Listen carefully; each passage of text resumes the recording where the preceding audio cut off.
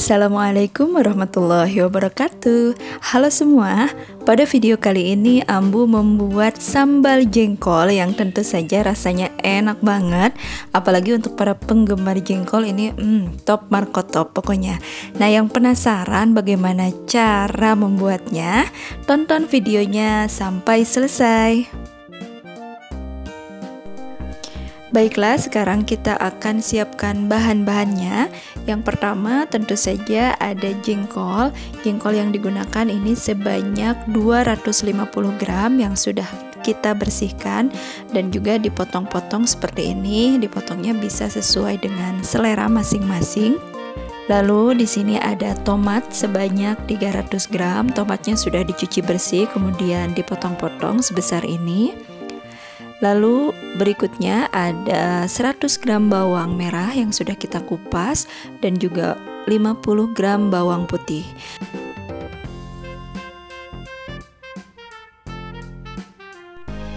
Nah, kemudian kita gunakan 100 gram cabai rawit atau boleh di mix dengan cabai merah besar ataupun cabai keriting. Nah, untuk banyaknya ini sesuai selera. Jadi kalau misalnya ingin lebih pedas lagi bisa ditambah lagi cabainya. Kemudian untuk bumbu aromatiknya ada serai yang sudah kita geprek, lengkuas yang sudah kita geprek, daun salam dan juga daun jeruk. Nah, kemudian ini ada garam dan juga kaldu bubuk. Kemudian ada gula putih. Nah, gula putihnya ini bisa kita ganti dengan menggunakan gula merah. Lebih enak menggunakan gula merah. Dan kalau misalnya ingin, kita bisa tambahkan dengan 1 bungkus terasi. Nah, untuk cara membuatnya sangat mudah. Yang pertama kita akan goreng dulu jengkolnya. Kita akan goreng sampai jengkolnya matang. Agar jengkolnya matang sempurna dan empuk, pada saat menggoreng kita tutup dengan tutup panci seperti ini.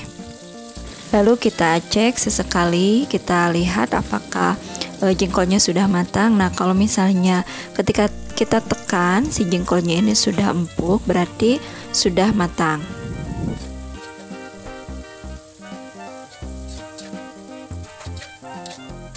Setelah matang, kita angkat dan kita tiriskan.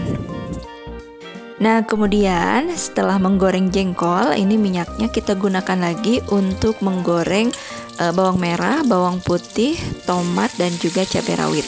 Kita goreng bahan-bahan ini sampai matang atau sampai empuk.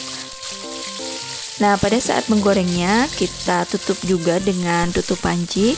Kenapa? Agar si bahan ini cepat matang dan juga nanti kan kalau misalnya kita menggoreng cabai rawit biasanya akan meletup-letup atau meledak-ledak.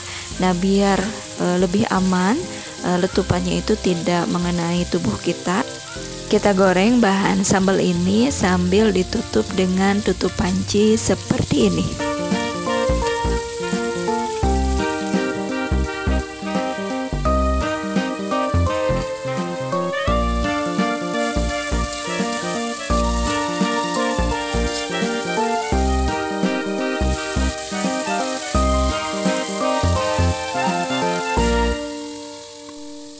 Nah, jika sudah matang seperti ini kita akan angkat dan siap kita haluskan.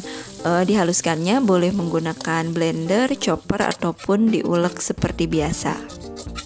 Jika menggunakan chopper ataupun blender, kita biarkan dulu sampai dingin agar tidak merusak choppernya. Nah, kita haluskan bisa sambil ditambahkan bumbu-bumbu seperti gula, kaldu bubuk, garam dan juga terasi. Seperti ini. Kemudian kita akan haluskan. Untuk tingkat kelembutan sambalnya ini sesuai dengan selera. Kalau misalnya ingin lebih kasar, lebih baik kita menggunakan ulekan saja. Nah, seperti itu lebih bagus terlihatnya. Tapi kalau misalnya ingin lebih praktis, lebih mudah, bisa kita menggunakan chopper ataupun blender. Tapi nanti hasil sambalnya cenderung lebih halus.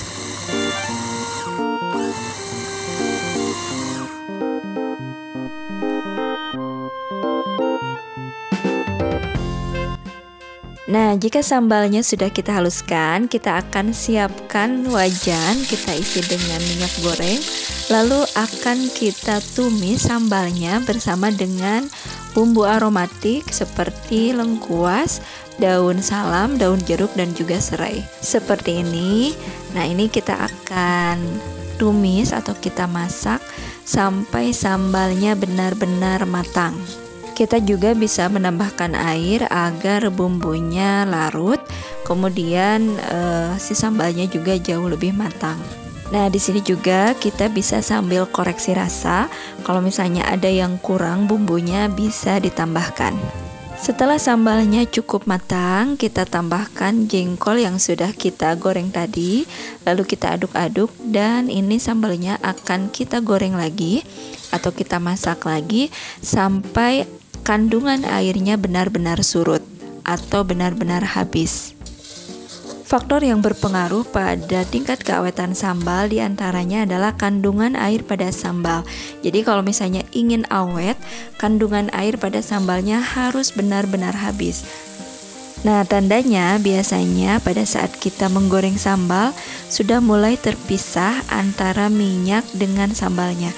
Nah, ini salah satu tanda kalau kandungan airnya ini sudah mulai menghilang. Kandungan minyak pada sambal juga cukup berpengaruh pada tingkat keawetan. Nah, kalau misalnya minyaknya cukup banyak, biasanya mikroorganismenya akan lebih sulit untuk berkembang. Nah, makanya kalau sambal-sambal yang diawetkan, kandungan minyaknya cukup banyak. Kalau mikroorganisme sulit tumbuh, berarti sambalnya tidak akan mudah basi. Nah, jika sudah matang seperti ini, terlihat sudah terpisah antara minyak dengan sambalnya. Ini akan kita angkat, kita dinginkan dulu sebelum kita kemas. Karena kalau misalnya kita menyimpan sambal pada saat masih panas, misalnya kita simpan di dalam toples, itu sambalnya akan lebih mudah basi. Kenapa? Karena si sambalnya ini masih mengeluarkan uap air. Nah, uap air inilah yang menimbulkan atau menyebabkan sambalnya mudah basi. Nah, jangan lupa kalau misalnya ingin menyimpan sambal di toples seperti ini, toplesnya juga harus disterilisasi dulu. Bisa kita rebus dengan air panas di oven ataupun menggunakan microwave. Ini bertujuan agar tidak ada mikroorganisme di botolnya atau di toplesnya yang bisa menyebabkan sambalnya mudah basi. Nah, selamat mencoba, semoga bermanfaat. Terima kasih yang sudah menonton tayangan Abah Ambu. Insya Allah kita bertemu lagi di video berikutnya. Assalamualaikum warahmatullahi wabarakatuh.